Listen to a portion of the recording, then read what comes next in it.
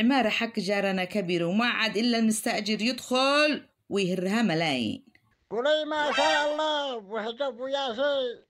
من بيتوظلت هذا النفس يدري. يرضى مشي على البكارة. اجلس غير كسر راسي بحكك هذا الاسطوانة هالمشروخة. أين الحاسد عليها قلنا أنا ما بين حسد شحاد، وبفرق ما بين الحسد والمنافسة الشريفة. أي مناسف الشريفة يا شريفة؟ المنافسة الشريفة الذي أشتيك تخوضها ضد جارنا الذي بيبني له والعيال عمارة طويلة عريضة. ومن شر حاسدين إذا حسد. ورجع يعتبر كلامي نوع من الحسد. يعرف الحسد إن عبارة النار تاكل صاحبها.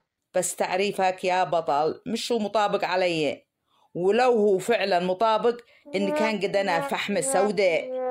النار التي قصدتها في تعريفي مش النار الظاهرة للعين. كان ما هي ظاهرة؟ نار باطنة توجد في صدر الحاسد من الداخل. حجاب وياسن عليك والفلسفة. ذا الحين قل لي أي حين عتعمر لنا عمارة طويلة عريضة أنيقة ضخمة مثل عمارة جارنا.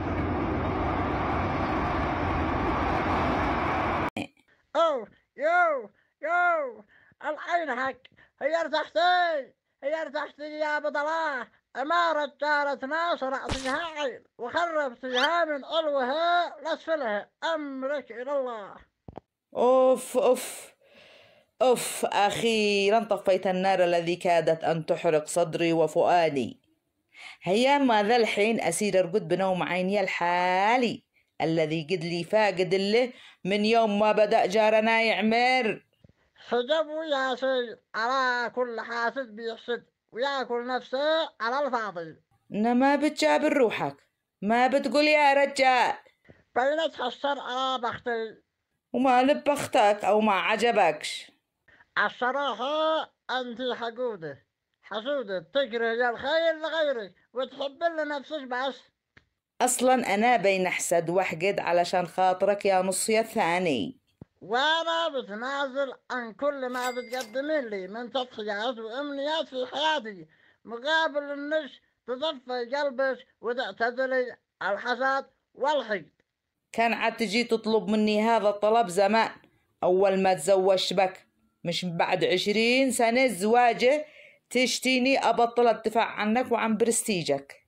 وما دخل البرستيجي هذا في موضوعنا. أصلا لو مثل جارنا كمل يعمر ما تدخلت أنا في الوقت المناسب وقمت بتوجيهات صراعاتي نحو عمارته. لا كان عيدخل يسكن في بيته الذي عيكون ملكه، لا دخلك في حال من الجنان وأضطر بعدها أعالجك في مستشفى المجاني. وأنا ليش جنان؟ لأنك عتجلس تدفع إيجارات وجارنا يصير يفتهم في بيته ويعتزل فن الإيجار. ريت والله وهم بيبيعوا العقول. لا أصير أشتري لش عقل تفكري بالسوء. الحمد لله إن العقول معدومة من الأسواق وما تغربش قيمة عقلي لي. عليه ما رأيش وما طلقش. موضوع طلاقي مش وقتها اليوم.